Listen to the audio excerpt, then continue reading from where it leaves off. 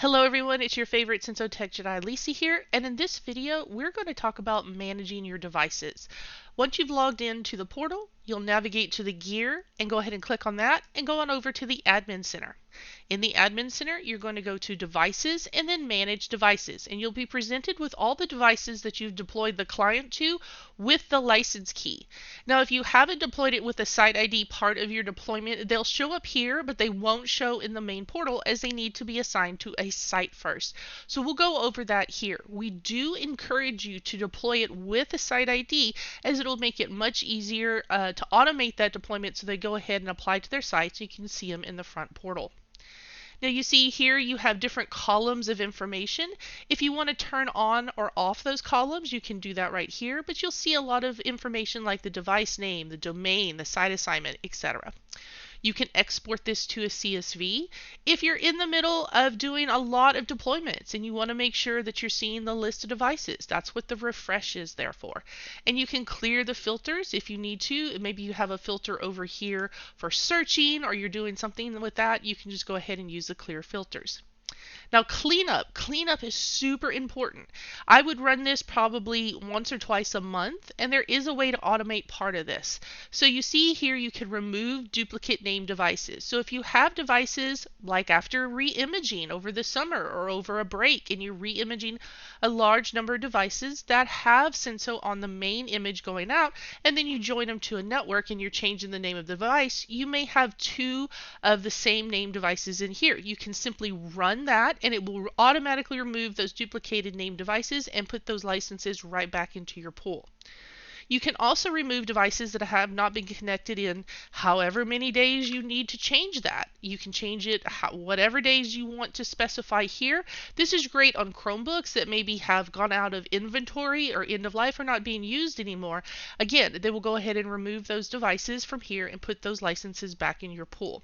So once you run it, you'll get an indicator that'll let you know how many devices. Right now I don't have any devices to clean up, but if you had any devices to clean up with the settings that you set there, it would go ahead and show you that number in that pop-up box.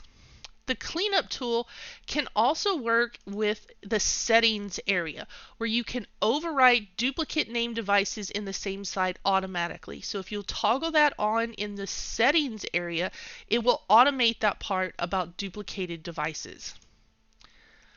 There are extra options here, and there is a way to go ahead and select an individual device. And you see once I've put a check mark in that box next to a device, I have a couple more options. From here, I can assign or unassign to the site. Again, remember I said earlier about it's very important to assign a site at deployment, but you can put a site name here, or if you're changing where the devices go, this would be a site. You could use this to pull down, see your sites, and change where the devices will show in the front portal. And then you can apply the bundles that have been purchased to these devices.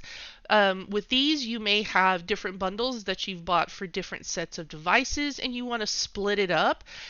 These get gold packets, these get enterprise, these get safeguarding.